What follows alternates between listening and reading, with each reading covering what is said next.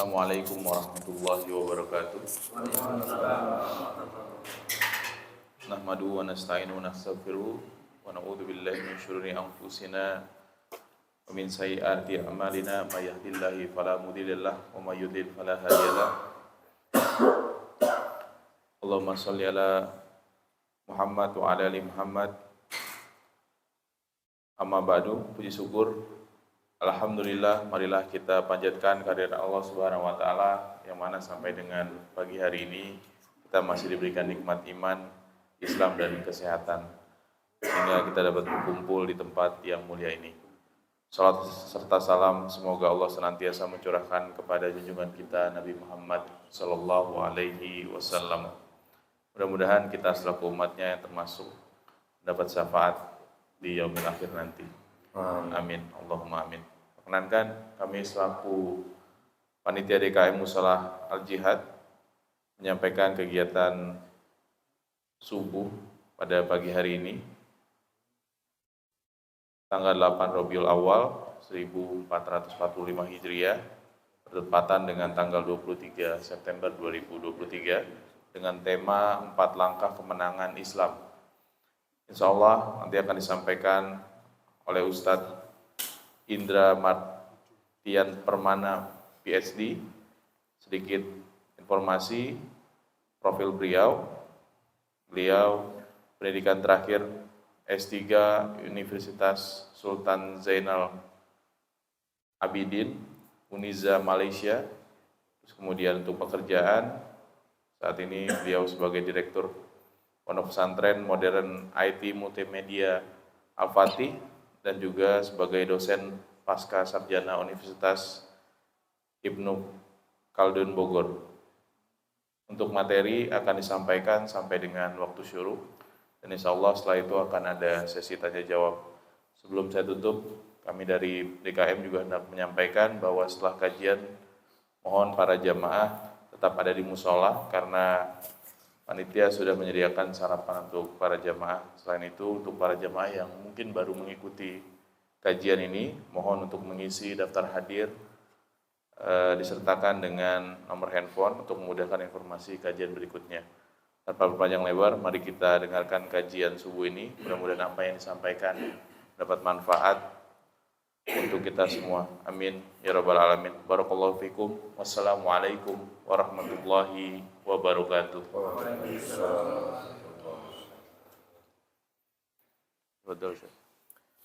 Bismillahirrahmanirrahim. Assalamualaikum warahmatullahi wabarakatuh. Innal hamdalillah nahmaduhu wa nasta'inuhu wa nastaghfiruh wa na'udzu billahi min shururi anfusina wa sayyiati a'malina. May yahdihillahu fala mudilla lahu wa may yudlil fala hadiya lahu. Asyhadu an la ilaha illallah wahdahu la syarika lahu wa asyhadu anna Muhammadan abduhu wa rasuluhu la nabiyya ba'dahu. Qala Allah fil Qur'anil Karim, a'udzu billahi minasy syaithanir rajim. Bismillahirrahmanirrahim. Ya ayyuhalladzina amanu taqullaha haqqa tuqatih wa la tamutunna illa wa antum muslimun. Allahumma shalli ala Muhammad wa ala ali Muhammad kama shallaita ala Ibrahim wa ala ali Ibrahim wa barik ala Muhammad wa ala ali Muhammad kama barakta ala Ibrahim wa ala ali Ibrahim fil alamin innaka Hamidum Majid. Alhamdulillah, Bapak-bapak, Ibu-ibu jamaah Musholah Al-Jihad yang dirahmati Allah Subhanahu wa taala, dan sama-sama kita mengharapkan ridho dan hidayah dari Allah Subhanahu wa taala tentunya. Alhamdulillah, di pagi hari ini kita setelah salat subuh secara berjamaah, alhamdulillah, kemudian kita lanjutkan hari ini, kita akan melanjutkan mengkaji terkait dengan ayat-ayat Al-Qur'an, mentadaburi ayat-ayat Al-Qur'an maupun nanti hadis Rasulullah sallallahu alaihi wasallam maupun nanti sirah, ya, fikih sirah dari Rasulullah sallallahu alaihi wasallam. Tentunya rasa syukur kita haturkan, kita panjatkan atas karunia Allah Subhanahu wa taala. Pagi hari ini kita masih diberikan kenikmatan sehat, kenikmatan iman, Islam, kenikmatan untuk tunduk patuh terhadap syariat Allah Subhanahu wa taala. Ini sebuah kenikmatan yang sangat besar selain kenikmatan-kenikmatan yang lainnya. Kemudian juga kita bersalawat kepada Rasulullah sallallahu alaihi wasallam. Allahumma shalli ala Muhammad wa ala ali Muhammad. Mudah-mudahan kemudian kita mendapatkan syafaatul uzma, syafaat yang besar dari Rasulullah sallallahu alaihi wasallam. Amin ya rabbal alamin. Bapak-bapak, ibu-ibu, alhamdulillah ini adalah kunjungan pertama ya Pak ya. Jadi alhamdulillah ini adalah pertemuan pertama, mudah-mudahan nanti kita dipertemukan kembali di jalan Allah Subhanahu wa taala. Sebagaimana tadi ya moderator sampaikan bahwa saya ya hari ini alhamdulillah diamanahkan memimpin Pondok Pesantren IT Multimedia Al-Fatih. Jadi selain belajar agama, belajar ilmu umum, terus kemudian menghafal Quran, belajar kepemimpinan, juga kemudian belajar IT multimedia ya. Jadi skill IT multimedia, desain grafis, video editing, movie maker, animasi dan yang lainnya. Nah, ini bagian dari multimedia ya, nanti video editing. Alhamdulillah ya. Nah, Bapak-bapak, Ibu-ibu yang dirahmati Allah Subhanahu wa taala, hari ini insyaallah kita akan coba membahas ya sebuah tajuk ya, sebuah tema 4 langkah kemenangan Islam. Ya, jadi ini insyaallah ini tahun-tahun politik ya. Tahun-tahun politik ya, harapannya kan menang ya. Harapannya dapat presiden yang bagus. Harapannya mendapatkan presiden yang adil. Ya, sehingga membawa kemaslahatan, kebaikan kepada dunia dan akhirat. Ya, maka hari ini insyaallah kita akan bahas terkait dengan 4 langkah kemenangan Islam. Baik dalam Al-Qur'an, hadis maupun dalam fikih sirah. Ya, ada 2 nanti saya ambil ya. Yang pertama, Bapak-bapak, Ibu-ibu yang dirahmati Allah Subhanahu wa taala, mari kita mulai dengan merenungkan ayat Allah Subhanahu wa taala di dalam suratul Baqarah ayat 218. Ibu-ibu, Bapak-bapak ada yang hafal? Ayat surat Al-Baqarah ayat 218 ya. A'udzubillahi minasyaitonirrajim. Bismillahirrahmanirrahim. Innal ladzina amanu wal ladzina hajaru wa jahadu fi sabilillah ulaika yarjuna rahmatallahi wallahu ghafurur rahim. Ya. Jadi ayat ini yang pertama yang ingin saya uraikan.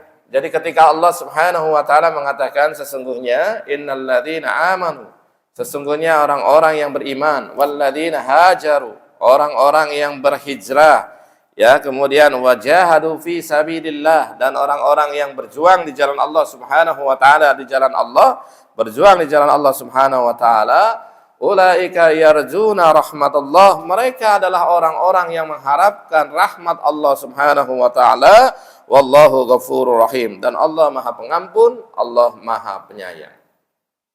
Jadi saya mulai dari sini. Jadi sesungguhnya Allah Subhanahu wa taala ya dalam kehidupan kita ini memerintahkan kita ini dengan 3 perkara, 3 pokok, 3 kewajiban. Yang mana kalau kewajiban ini kemudian ditunaikan, kalau kemudian kewajiban ini kita laksanakan, maka insya Allah kita akan mencapai kemenangan di jalan Allah Subhanahu wa taala.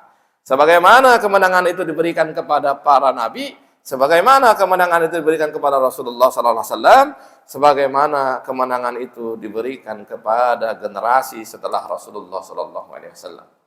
Ya.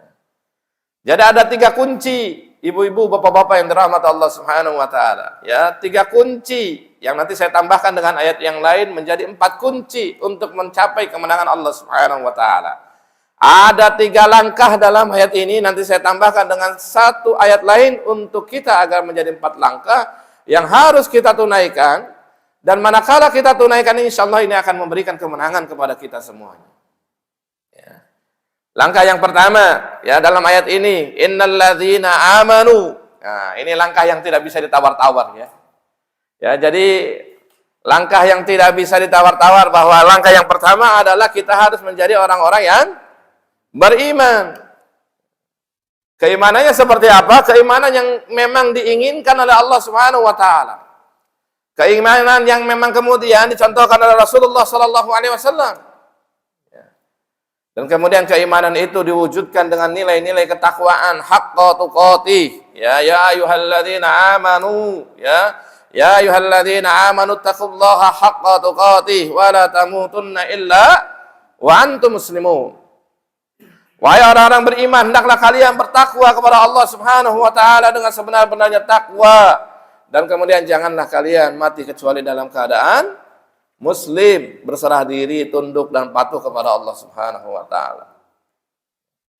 Dan mewujudkan keimanan sebagaimana yang Allah perintahkan, mewujudkan keimanan sebagaimana yang Rasulullah sallallahu alaihi wasallam bukan perkara mudah, ya. Bukan perkara mudah di zaman dulu maupun di zaman sekarang. Kalau zaman dulu musuhnya siapa, Pak? Musuhnya Fir'aun, kalau Musa ya.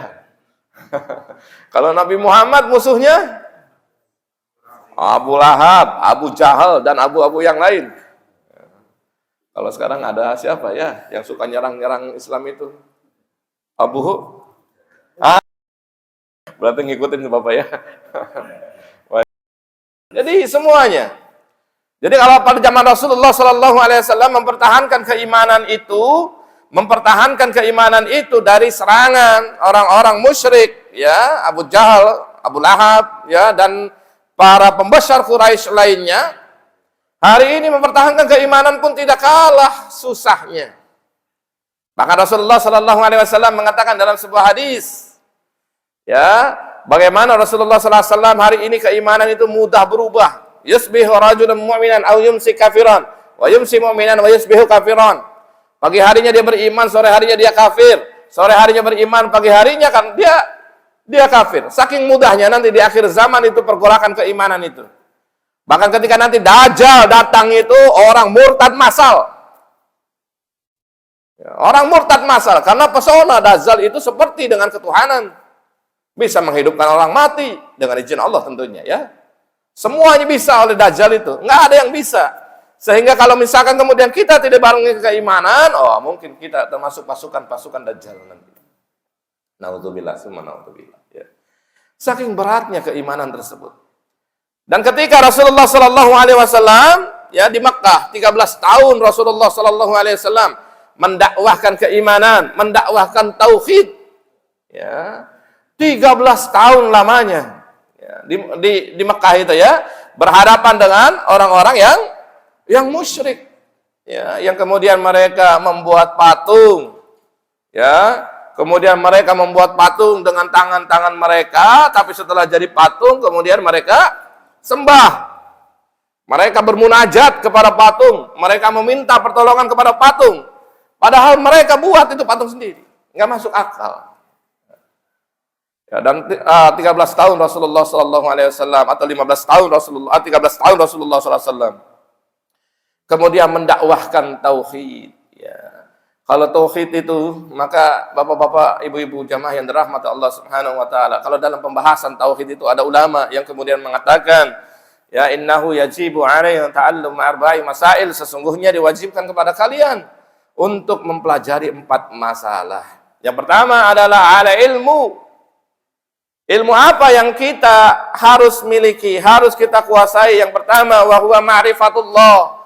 Yang pertama adalah mengenal Allah Subhanahu wa taala, wa huwa ma'rifatun nabi, ma'rifat rasul.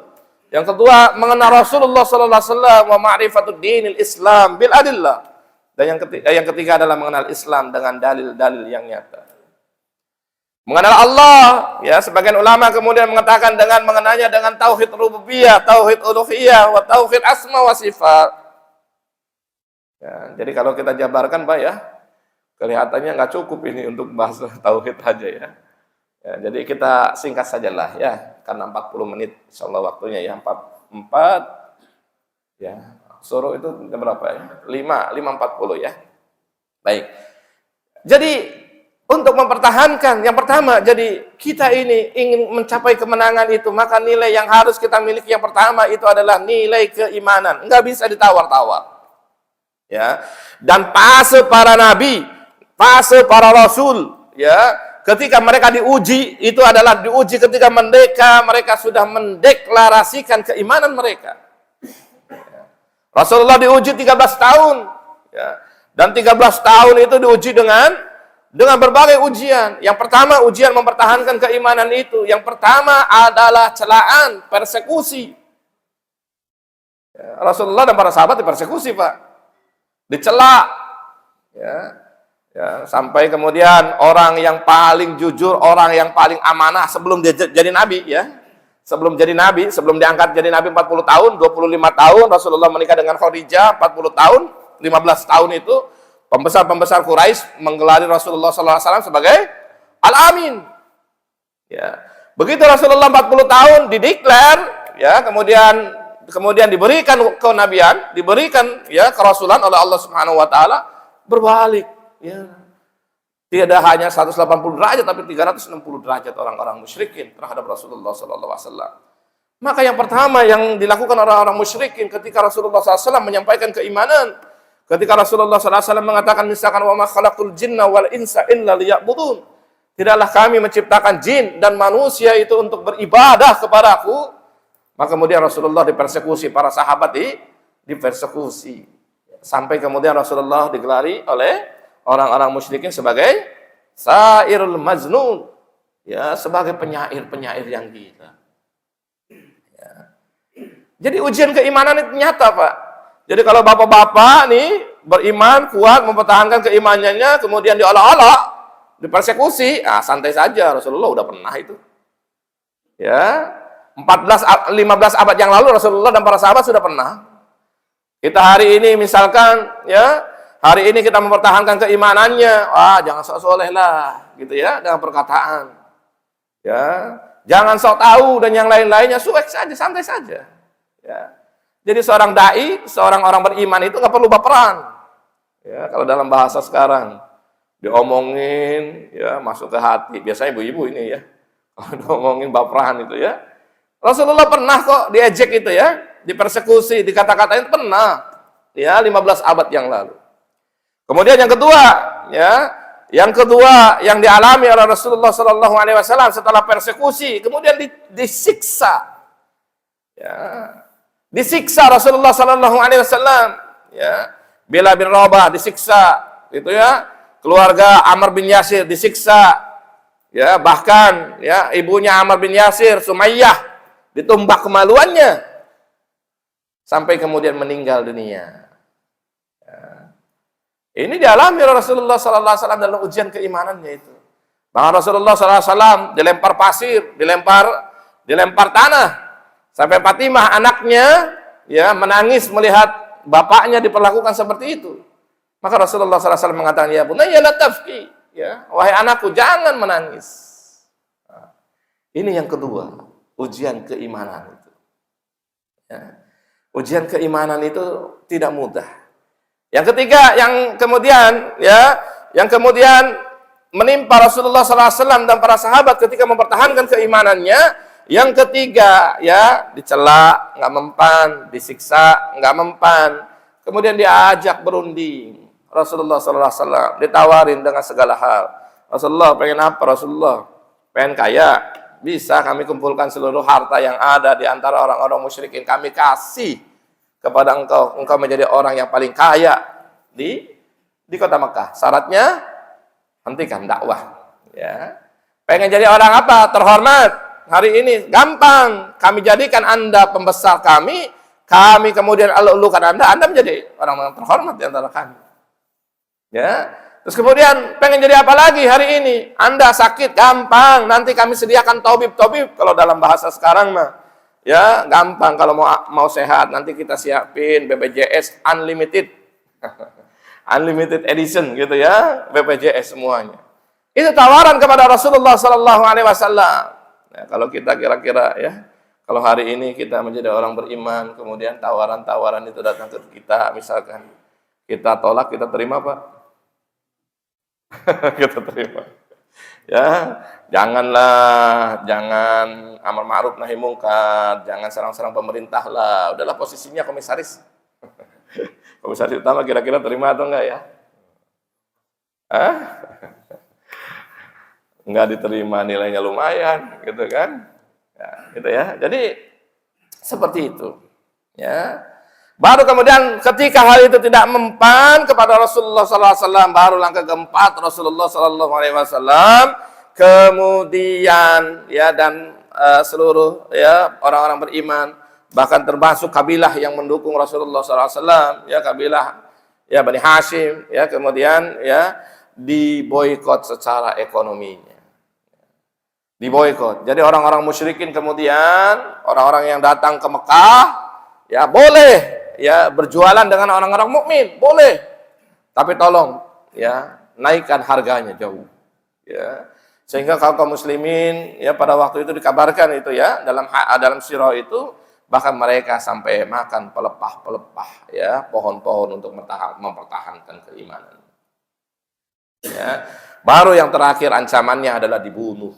Ya. Nah, itu yang kemudian nanti akan masuk ke fase yang kedua, yaitu hijrah di jalan Allah Subhanahu wa taala, ya.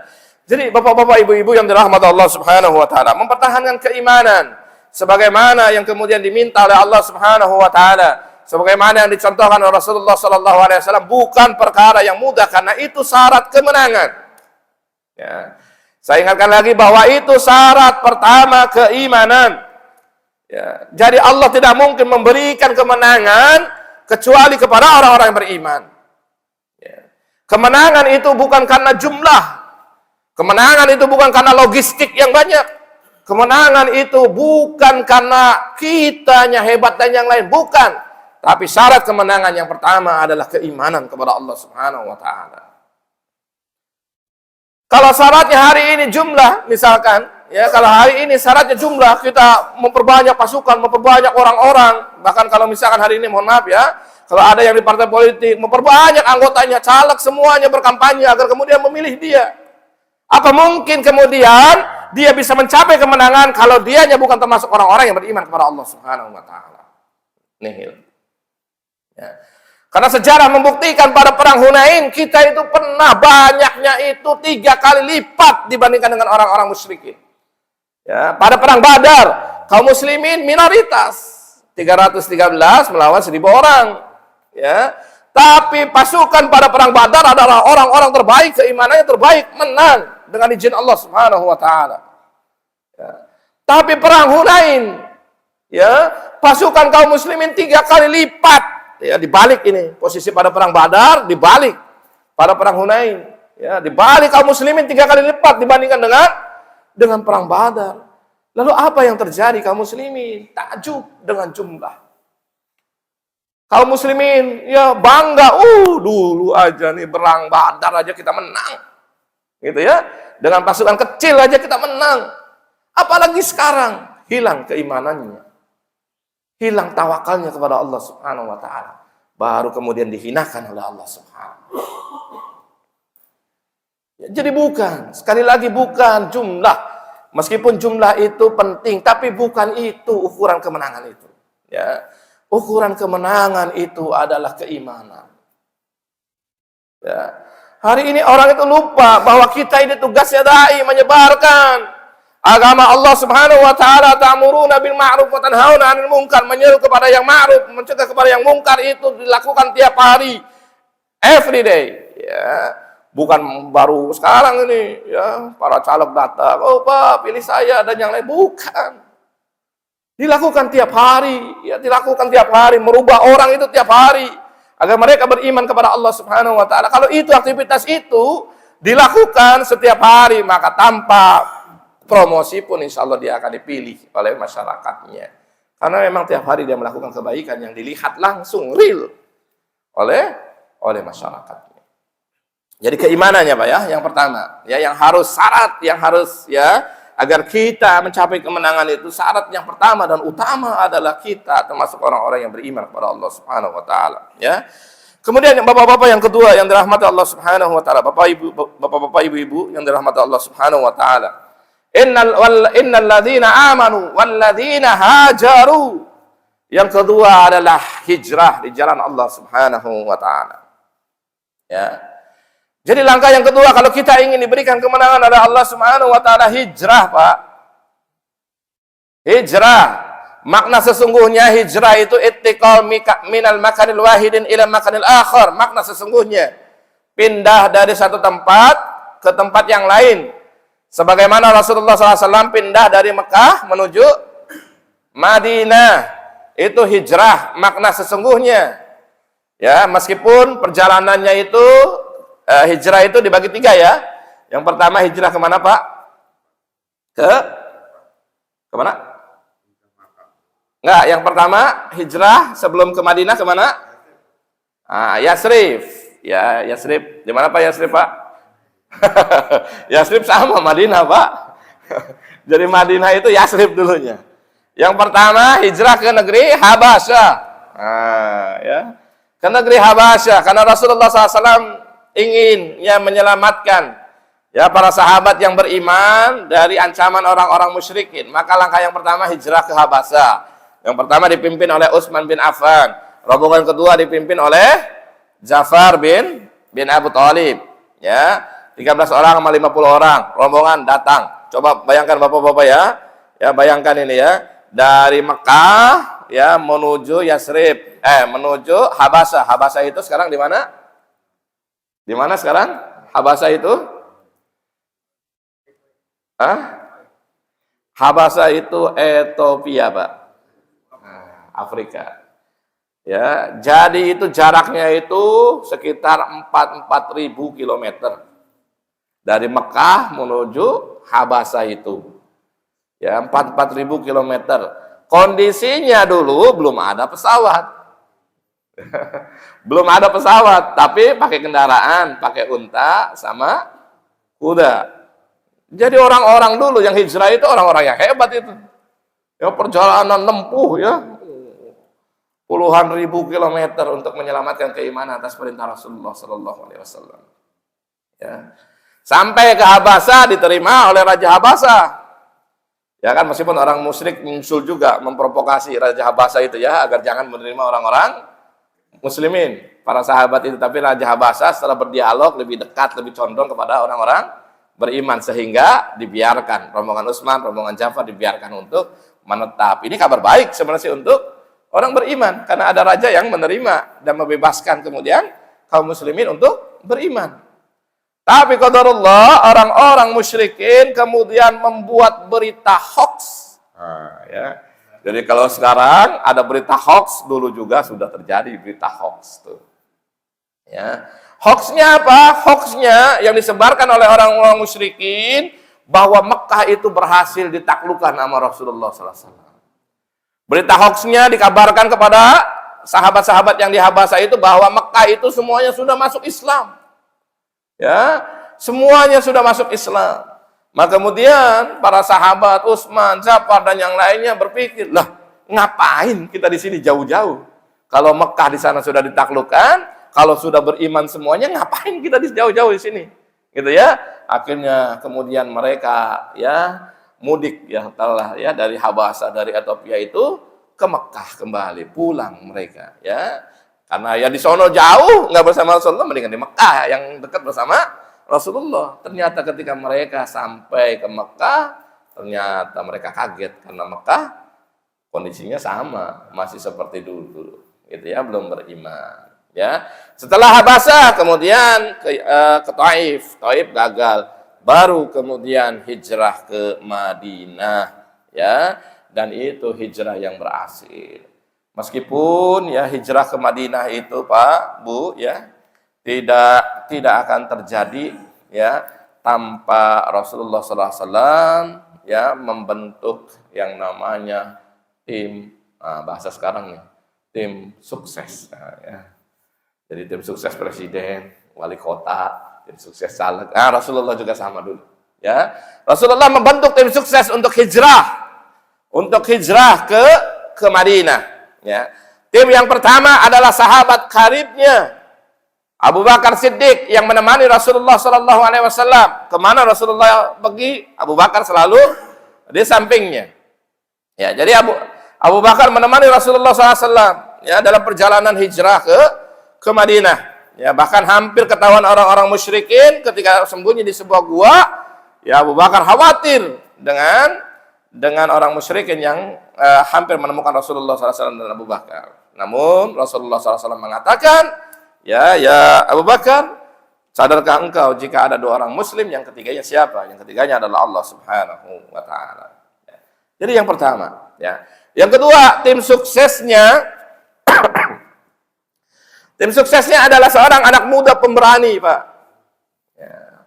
Anak muda pemberani, Ali bin Abi Thalib. Ya, anak muda didikan Rasulullah SAW ya, yang langsung dididik oleh Rasulullah SAW. Nih Ali ini nggak main-main ini. Ya, Ali itu dididik oleh Rasulullah SAW. Ya, bahkan Rasulullah SAW ketika mendidik Ali lebih banyak berinteraksi dengan Ali, gitu ya.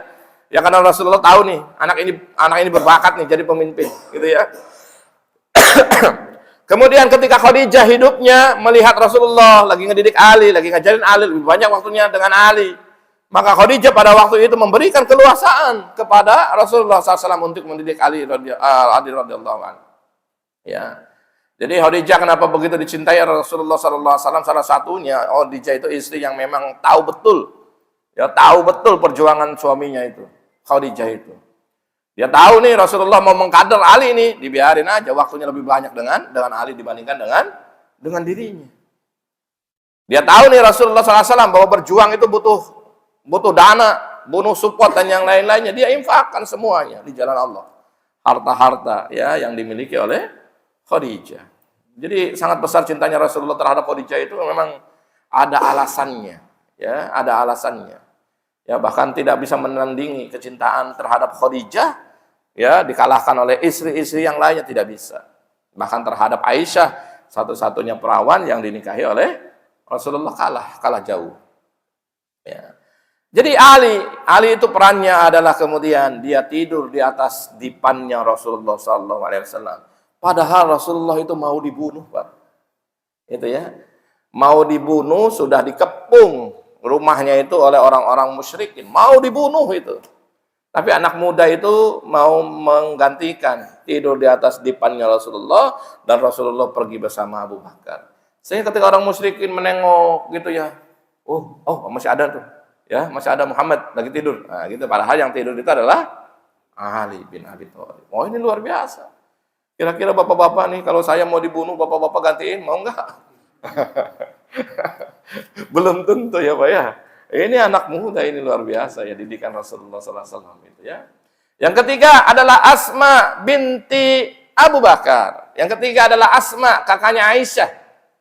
Ya, apa fungsinya, apa peranannya ketika hijrahnya Rasulullah? Asma ini ya, dia membawakan makanan Rasulullah SAW. Bulak-balik melayani Rasulullah SAW. Rasulullah di mana? Kemudian dia datang, ya, membawa makanan untuk abinya dan untuk Rasulullah SAW. Terus Rasulullah pindah ke sini, dia jalan lagi memberikan makanan. Padahal kondisinya pada waktu itu Asma binti Abu Bakar itu lagi hamil besar. Coba tanya sama ibu-ibu kira-kira, kalau lagi hamil besar itu gerak aja susah. Ya, miring ke kiri susah, miring ke kanan susah, telentang juga, pegel. Ya, ini lagi hamil besar, kemudian dia jalan puluhan kilometer membawa makanan, terus kemudian memberikan kepada Rasulullah SAW. Ya. Kalau bukan karena keimanan, nggak mungkin itu bisa dilakukan.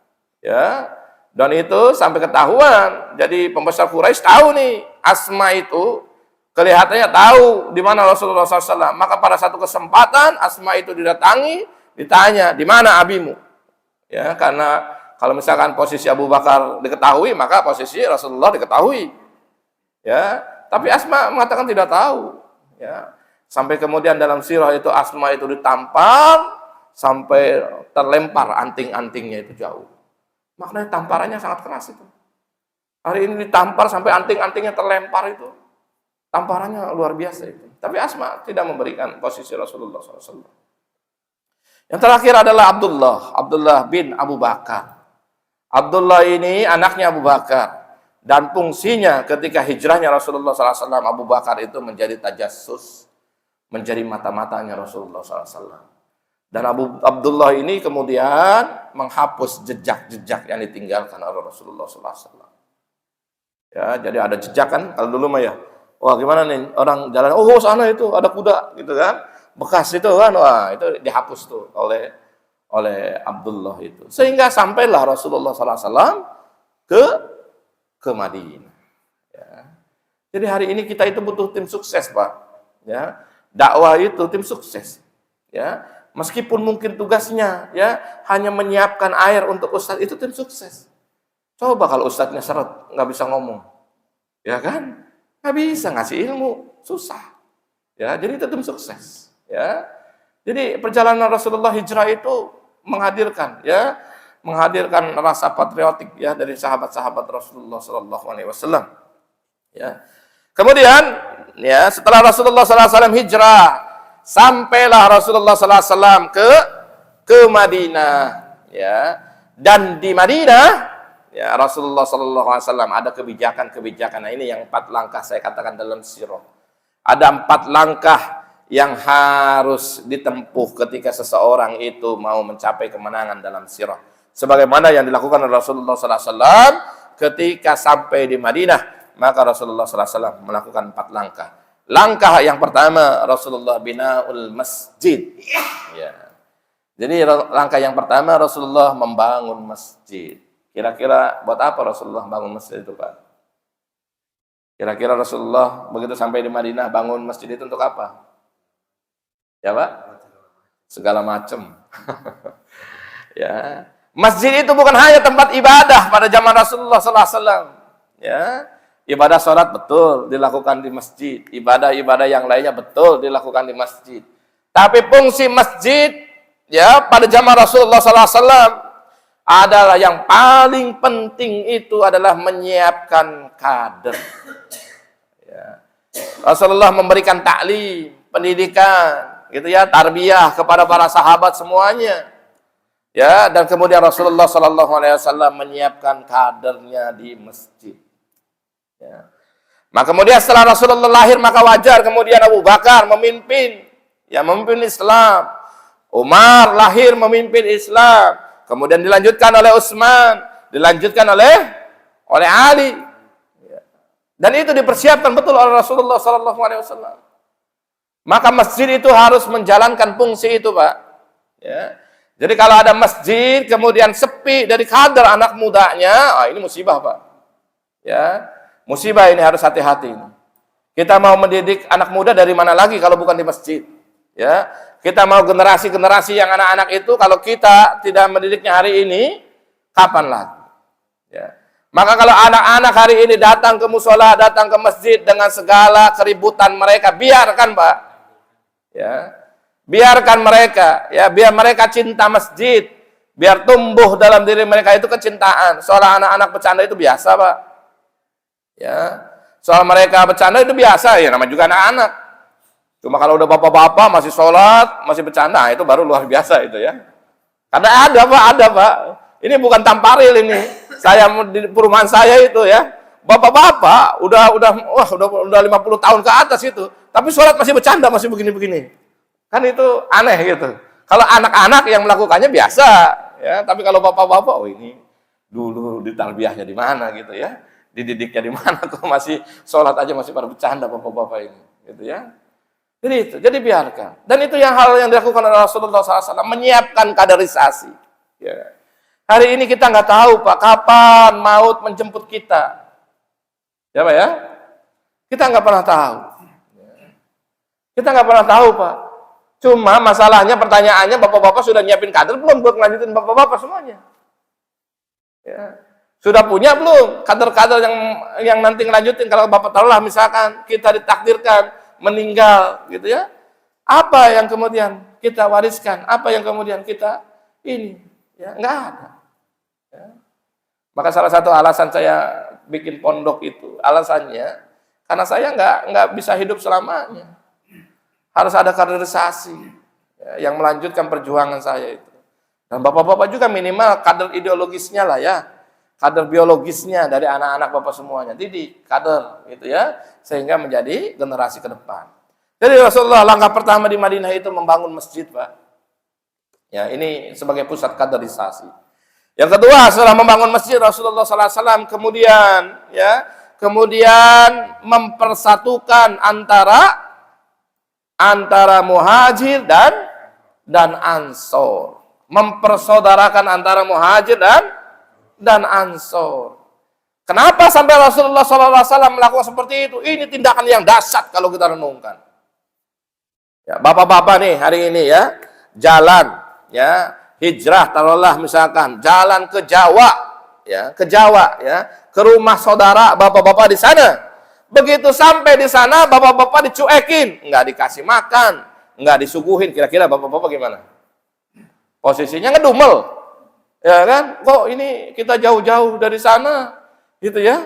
Kok nggak ada suguhan, nggak ada apa-apa? Itu secara naluri biasa itu, normal. Ya, bayangkan orang yang sudah hijrah dari Mekah menuju Madinah, meninggalkan keluarganya, meninggalkan hartanya, bahkan ada sahabat yang hanya membawa ya pakaian aja yang melekat dalam dirinya, hijrah ratusan kilometer, ribuan kilometer ke Madinah. Kemudian kalau Rasulullah tidak melakukan langkah yang cepat seperti itu, bisa jadi orang yang sudah masuk Islam ini kemudian murtad kembali. Nyampe ke Madinah nggak diapa-apain gitu kan, jauh jalan-jalan. Nah kemudian langkah cerdas yang dilakukan oleh Rasulullah SAW, mempersaudarakan langsung Muhajir dan Ansor, tak gitu kan. Abu Bakar disaudarakan dengan si Fulan, Umar disaudarakan dengan si Fulan, semuanya, sehingga orang yang tidak punya perlengkapan, tidak punya harta, Ansor lah yang memberikan harta tersebut. Oh ini luar biasa ini, luar biasa langkah Rasulullah SAW. Ya cerdasnya, emang strateginya luar biasa betul. Dan itu atas bimbingan Allah tentunya ya. Allah yang memberikan petunjuk kepada Rasulullah SAW. Oh ini luar biasa ini. Dan ini harus diwujudkan dalam era sekarang Pak. Dalam era sekarang harus diwujudkan, mempersatukan ukhuwah Islamiyah. Ini yang hari ini berat. Ya, umatnya sudah bersatu, tokoh-tokohnya nggak mau bersatu. Ya kan? Ya Pak ya? Iya, umatnya sudah bersatu, tokoh-tokohnya ini nggak mau bersatu karena egonya masing-masing. Oh saya kan tokoh, nggak mau saling silaturahmi. Maunya si Fulan datangin saya, gitu tokoh itu karakternya. Ya kan, padahal apa? Apa jadi hina kalau kita datang kemudian ke tokoh yang lain untuk silaturahmi? Apa jadi hina? Gitu ya. Dan ini PR Pak. Selama ukhuwah Islamiyah belum terwujud, maka jangan berharap kemenangan itu muncul setelah keimanan. Ya. Dan itulah yang kemudian dipraktekkan, strategi itulah yang kemudian dipraktekkan oleh bangsa-bangsa yang menjajah Indonesia hari ini. Ya, dengan divide et impera, pecah belah. Umat Islam pecah belah. Karena tahu kalau umat Islam di Indonesia bersatu pasti menang. Ya. Maka perlawanan pada waktu itu, kita itu kalah itu banyak karena banyak pengkhianat. Ya. Kita ini umat Islam itu dengan bambu runcing itu, meskipun lawannya meriam bisa menang kok. Ya kan? Dengan izin Allah Subhanahu wa taala, dengan ada keimanan kita bisa menang. Tapi yang kemudian memprovokasi kekalahan itu para pengkhianat dari umat Islam itu sendiri. Ya. Kita hari ini dijajah oleh Belanda berapa tahun, Pak? 350 tahun. Betul, Pak? Katanya. Wah, gimana nih? Sudah lewat, Pak?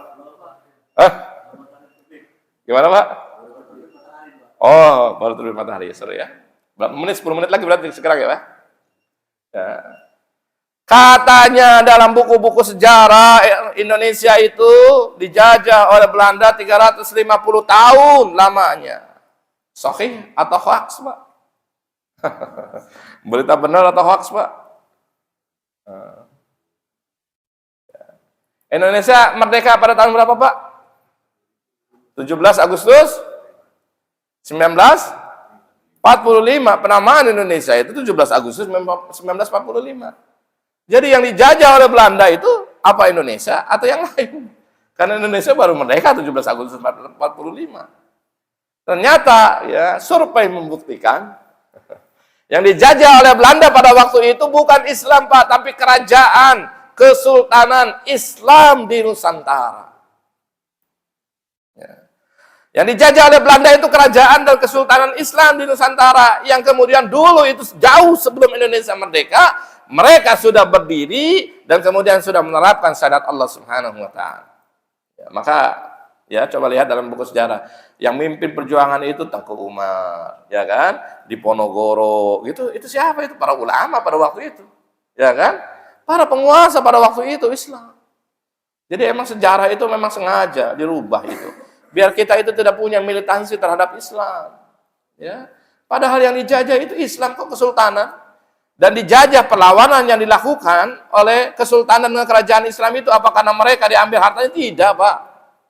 Para sultan, para raja itu ketika mereka diambil hartanya, diambil kemudian hasil panennya atau sumber daya alamnya pada waktu itu, mereka masih bisa bersabar terhadap Belanda itu.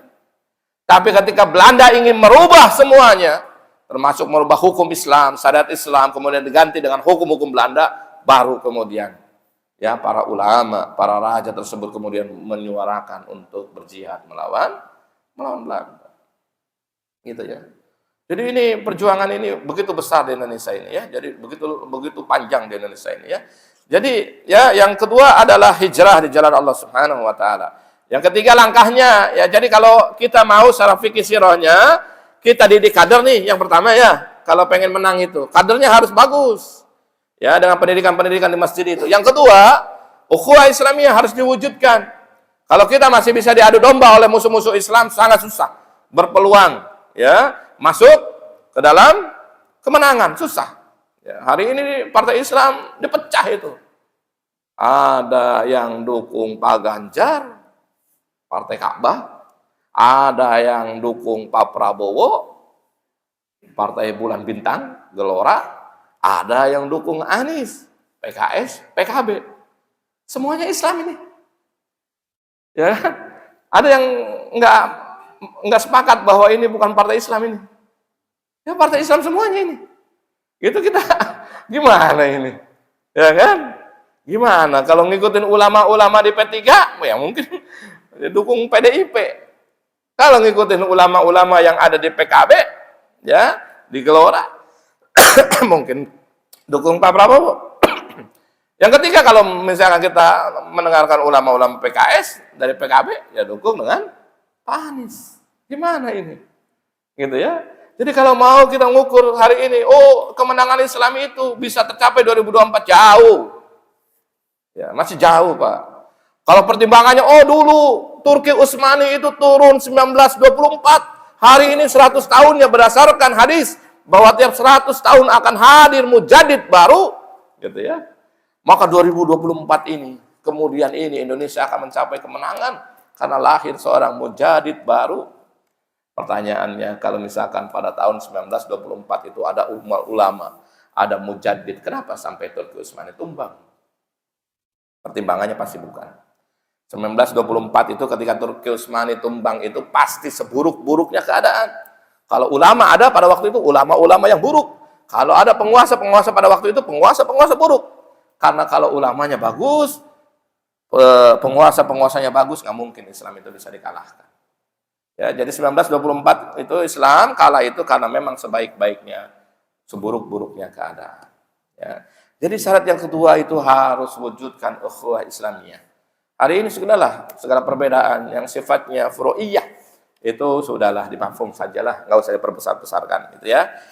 Dan yang ketiga, ya meskipun ini bukan langkah Rasulullah SAW dari sahabat Rasulullah SAW ketika di Madinah, Abdurrahman bin Auf itu langsung pergi ke pasar, Pak.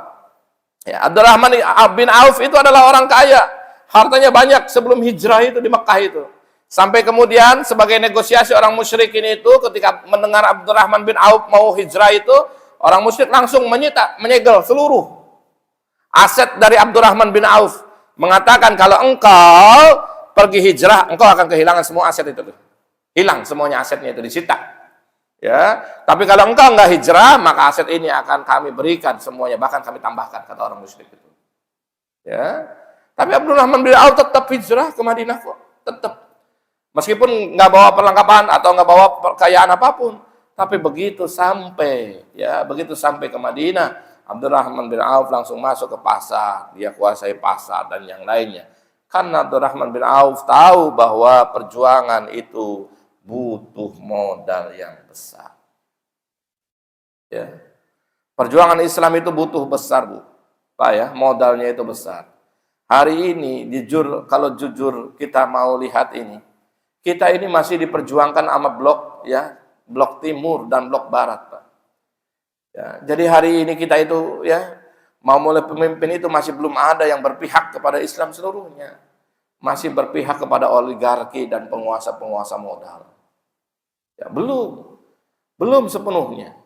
Satu sisi ada blok timur itu blok RRC ya. Di mana kalau 2014 itu saya lihat peta ekonomi Indonesia itu 2014 itu RRC itu masih bawah ya, Cina itu masih di bawah ya.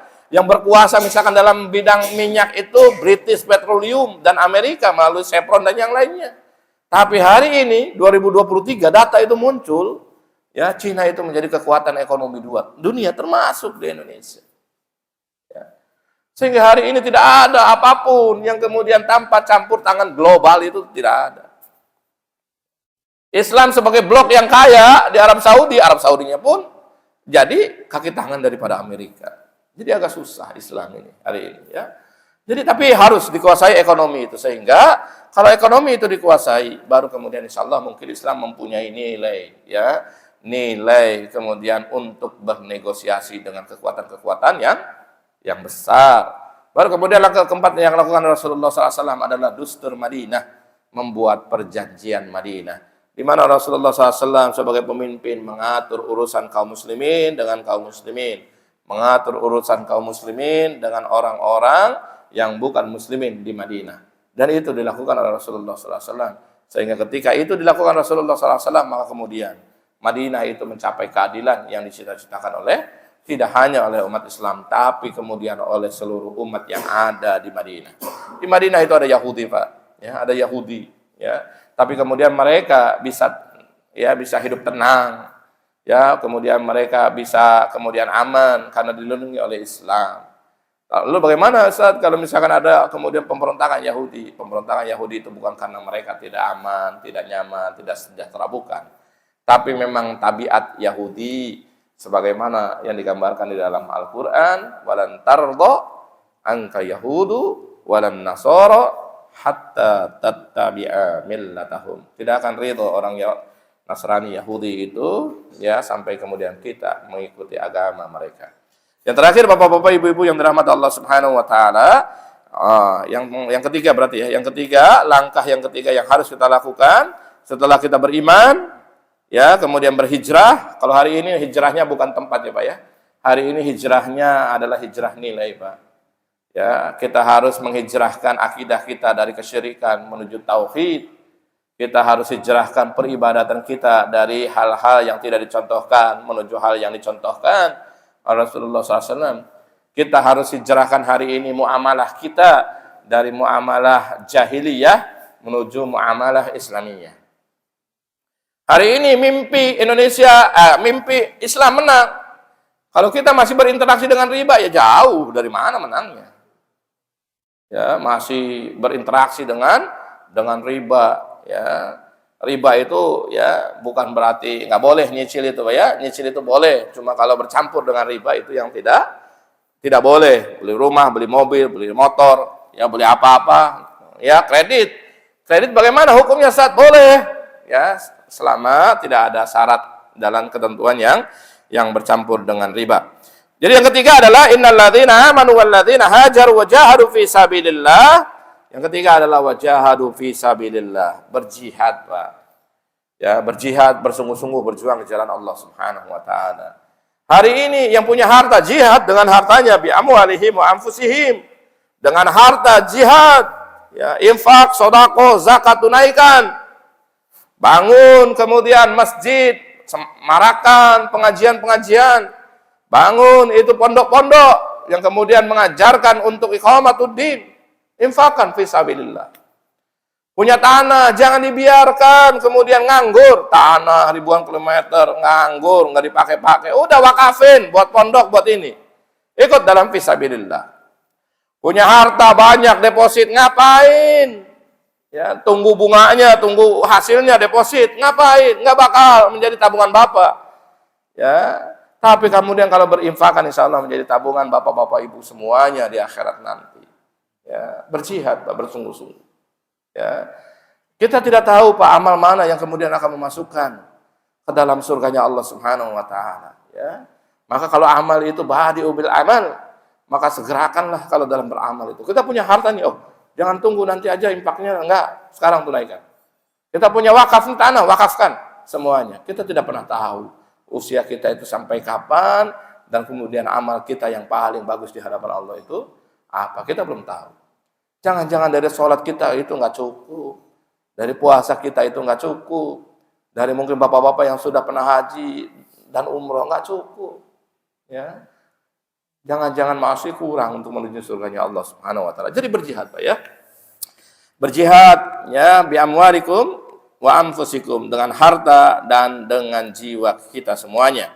Dan yang terakhir ya, saya ambil dari surat Hud ayat 112 bahwa langkah yang terakhir yang harus kita lakukan ketika kita ingin mencapai kemenangan, yang pertama beriman, yang kedua berhijrah, yang ketiga berjihad, yang keempat adalah istiqomah. Sebagaimana Rasulullah SAW mengatakan, atau sebagaimana Allah Subhanahu wa taala mengatakan, fastaqim kama umirta wa man taba ma'aka wa la tatghaw innahu bima ta'maluna basir. Maka tetaplah kamu pada jalan yang benar, istiqomahlah kamu pada jalan yang diperintahkan oleh Allah Subhanahu wa taala, dan jalan orang-orang yang bertaubat bersama kamu, wala tatghaw, dan janganlah kalian berlebih-lebihan, innahu bima ta'maluna basir, sesungguhnya Allah Subhanahu wa taala malah melihat apa yang kamu kerjakan. Jadi beriman, berhijrah, berjihad, dan kemudian istiqomah. Istiqomah dalam keimanan, istiqomah dalam hijrah, perjuangan hijrah, dan istiqomah dalam berjihad. Dan ini bukan perkara yang mudah. Bahkan Rasulullah SAW mengatakan ketika membacakan ayat ini, kata Rasulullah SAW mengatakan, ayat-ayat seperti inilah yang membuat uban di kepalaku tumbuh lebih cepat. Ya, jadi bapak-bapak yang hari ini banyak ubannya, ya mungkin bapak-bapak termasuk orang-orang yang istiqomah. Insya Allah ya. Jenggotnya apalagi udah ubannya, ya insya Allah ya. Bapak-bapak sudah istiqomah ya, berdasarkan perkataan Rasulullah SAW ya. Jadi istiqomah itu bukan perkara yang mudah. Ya, istiqomah dalam keimanan bukan perkara mudah ini. Ya, karena Rasulullah SAW imanu yajidu wa yanqus, iman itu naik dan turun. Yajidu bi ta'ah wa yanqus bil maksiat. Naik itu karena ketaatan dan turun itu karena kemaksiatan. Ya, ini ya. Jadi iman itu naik turun, jadi susah untuk istiqomah itu. Maka salah satu upaya yang harus dilakukan ketika kita ingin istiqomah dalam iman, dalam hijrah dan dalam jihad, maka berteman dengan orang-orang yang soleh. Berteman dengan orang-orang yang mau beriman, berjihad, berhijrah di jalan Allah Subhanahu wa taala. Insya Allah akan terjaga gitu ya, akan terjaga keimanan kita semuanya dengan cara seperti itu. Tapi kalau kita sendiri gitu ya, itu akan sangat mudah, rentan untuk keimanan kita turun. Ya, jadi iman, ya istiqomah dalam keimanan. Istiqomah dalam hijrah hari ini, ya. Hijrahnya apa yang kita lakukan semuanya, Pak. Ya, hijrahnya itu kita lakukan. Baru kemudian istiqomah dalam berjuang di jalan Allah Subhanahu wa taala. Baik Bapak-bapak, kiranya itu yang bisa saya sampaikan pada pagi hari ini, mudah-mudahan bisa bermanfaat buat bapak-bapak, ibu-ibu semuanya. Ya, insyaallah mudah-mudahan 4 langkah inilah yang harus kita jalankan hari ini. Kita ingin memperoleh kemenangan. Yang pertama beriman, yang kedua berhijrah, yang ketiga berjihad, dan yang keempat istiqomah di jalan Allah Subhanahu wa taala. Qulu qouli hadza wa astaghfirullah li wa lakum wa sa'iril muslimina wal muslimat innahu huwal ghafurur rahim. Assalamualaikum warahmatullahi wabarakatuh.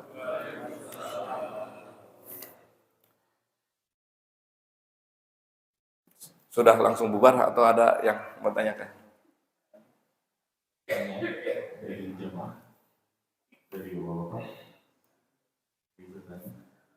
Jelas Pak ya? Ibu-ibu jelas Bu ya? Alhamdulillah. Dari ibu ada pertanyaan? Ada pertanyaan Bu? Ya, silakan. Kalau menyimak apa yang bisa dikatakan, sepertinya pesimis. Ya, kita hari ini tetap berjuang Pak. Ya, seharusnya sebagai orang beriman kita tetap optimis. Cuma syarat-syarat itulah yang harus kita penuhi. Ya, hari ini ketika kita ingin berjuang, maka kalau hari ini, ya, hari ini memilih, misalkan nanti 2024 ya kita memilih, maka pilihan kita hari ini harus lebih baik dibandingkan dengan tahun-tahun berikutnya. Ya, itu bagian dari perjuangan. Hari ini belum ketemu nih titik idealnya, maka dicari mana yang kemudian bisa memberikan kemaslahatan kepada Islam, ya. Mana yang kemudian ini mensedikitkan mudarat untuk umat Islam, ya. Jadi kalau bapak-bapak hari ini misalkan 2024 milih siapa, Pak? Milih siapa, Pak? Anies. Nah, kira-kira milih Anies kenapa, Pak? Yang terbaik dari mana ukurannya? Rekam jejaknya. Apa rekam jejaknya? Nah, itu harus dipelajari memang. Ya, kalau saya sudah membuat penelitian survei terkait dengan calon presiden ini, saya ukur dengan isu-isu keislaman, saya ukur dengan isu maqasid asy-syariah. Ya, maqasid syariah itu yang 5 itu ya. Jadi Hizbuddin, menjaga agama, menjaga akal, menjaga keturunan, gitu ya. Terus menjaga apa lagi, Pak? Ya, itu yang 5. Saya ukur presiden itu, calon presiden itu dengan yang 5 itu. Mana di antara presiden ini yang mempunyai jejak untuk membela agama ini? Gitu ya. Saya cari internet, semuanya ketemu. Mana di antara presiden ini yang kemudian hizbul akal? Salah satunya misalkan kebijakan terkait dengan miras dan yang lain-lain, karena itu adalah bisa merusak akal gitu ya. Narkoba dan yang lain-lain saya cari gitu ya. Kemudian presiden mana yang kemudian hizbul mal? Hizbul mal itu salah satunya misalkan dengan zakat gitu ya. Mana nih waktu ketika capres ini yang kemudian ya melihat zakat ini menjadi potensi umat yang bisa mensejahterakan umat. Nah, itu saya lihat semuanya itu. Sehingga ya bismillah lah, kalau harus memilih maka saya pilih si fulan sebagai ikhtiar menuju kebaikan di jalan Allah Subhanahu wa taala. Gitu ya. Jadi itu parameter saya. Ya, bapak-bapak mungkin punya parameter sendiri-sendiri ya. Silahkan. Itu ya, yang penting kita terus berjuang meskipun hari ini belum ketemu yang betul. Ya, maka kemudian ya kita harus tetap berjuang. Hari ini kita berbicara politik, perkara yang bagus atau tidak bagus. Karena dalam Islam itu ada siasah syariah. Ada politik Islam. Cuma jangan sampai melupakan dakwah kita. Jangan sampai melupakan dakwah kita. Karena dakwah itu menjadi kekuatan. Saya melihat teori politik itu 3, Pak. Dengan cara apapun, Pak. Ya. Saya melihat teori politik itu 3 dengan cara apapun. Yang pertama dengan demokrasi. Demokrasi itu kira-kira kalau kita mau menang harus dapat dukungan dari rakyat. Maknanya dakwah kita itu harusnya lebih gencar kalau kita emang mendapatkan dukungan dari rakyat. Coba sekarang kita beradu data, 30% sekarang ini hanya ya umat Islam itu hanya 30% yang kemudian bisa baca tulis Al-Quran. Hanya 30% ini ya. Terus kemudian supaya membuktikan hanya 40% umat Islam itu yang melaksanakan sholat 5 waktu. 40%. 60%-nya kemana nih? Nah, bapak-bapak, ibu-ibu termasuk yang beruntung hari ini, termasuk dalam yang 40% itu. Sholat itu. 60%-nya mana? Gitu ya. 60%-nya mana? Nah, di situ. Maka hari ini apapun teori politiknya, seharusnya kewajiban dakwah itu yang harus digencarkan. Hari ini demokrasi butuh dukungan rakyat lah ya. Ya hari ini misalkan dengan teori one man one vote, maka dukungan rakyat. Kalau kita nggak dakwah gitu ya, kalau kemudian kita mau biar kita dipilih, nggak bisa. Jadi rakyat yang pertama dengan teori demokrasi rakyat yang dibutuhkan. Terus kemudian dengan teori misalkan as-saurah, revolusi, misalkan terjadi dulu ya revolusi Iran yang meruntuhkan kejatuhan sebuah pemerintahan. Gitu ya, itu kira-kira yang menjatuhin pemerintahan siapa? Rakyat. Maka dengan teori revolusi pun, maka rakyat itu tetap dibutuhkan. Sehingga kewajiban dakwah harus diutamakan. Yang ketiga, dengan teori misalkan Islam, khalifah, kekhilafahan. Misalkan gitu ya, kalau kita mau ambil, kira-kira kekhilafahan itu butuh dukungan rakyat nggak? Butuh dukungan rakyat. Bahkan pemilihan antara Utsman dengan Ali di khalifah keempat itu, ya, suaranya seri, Pak, seri. 3-3 itu. Ya, aklamasi tim yang membentuk tim 6 itu kemudian bermusyawarah. Siapa nih kira-kira yang paling pantas, Utsman atau Ali untuk menjadi khalifah pengganti Umar itu? Sama kedudukan. Sahabat itu ada yang milih Ali, 3 memilih Utsman, 3 seri itu. Lalu kemudian Abdurrahman bin Auf turun ya ke jalan-jalan masyarakat tersebut. Terus kemudian menanyakan kepada masyarakat, kira-kira kalau misalkan ada 2 pemimpin ini, kemudian Utsman dan Ali, kira-kira milih mana? Gitu ya. Ditanya itu turun kepada masyarakat Abdurrahman bin Auf itu. Kemudian akhirnya mengatakan, ada yang mengatakan Ali, mengatakan Utsman. Tapi lebih banyak kemudian mereka yang sepakat dengan Utsman sebagai pemimpin setelah Umar bin Khattab. Kenapa? Karena karakter Ali itu sama kurang lebih dengan karakter Umar bin Khattab. Ali itu tegas, sama seperti Umar bin Khattab. Nah, zaman ketika Umar sudah menjadi khalifah, kemudian diganti dengan Utsman itu zamannya sudah mulai berubah. Dulu ketika Umar itu ketat ini, punya harta. Harta kamu, tanah kamu dipakai enggak dipakai, sedekahin kepada negara, akan dipakai sama negara. Jadi Umar itu kalau bapak-bapak hari ini dipimpin sama Umar, punya tanah bisa disegel tuh sama Umar. Ya, nggak kepake 3 tahun, nggak memberikan kemaslahatan buat Islam, udah negara jadi milik negara. Nanti negara yang akan kelola untuk kemaslahatan umat. Itu zaman Umar itu. Nah, sebagian kaum muslimin itu agak ini pengennya agak slow dulu lah gitu. Ketika Umar sudah meninggal itu, berarti yang slow itu Utsman lah, gitu ya. Lembut orangnya ini dibandingkan dengan tegas seperti Umar. Ali itu tegas seperti Umar. Maka kemudian sebagian kaum muslimin pada waktu itu sahabat memilih Utsman bin Affan sebagai khalifah dibandingkan dengan Ali. Gitu ya. Jadi ini dengan tarik khilafah pun sekalipun butuh rakyat. Ya. Dan kita lihatlah misalkan dalam tarikh Islam itu ada beberapa khalifah masa terakhir itu kemudian dijatuhkan oleh rakyatnya karena amanahan dalam memimpin umat tersebut. Nah, maknanya dalam teori apapun politik Islam itu rakyat itu menjadi kunci utama. Maka tidak ada istilah kemudian tidak berdakwah itu.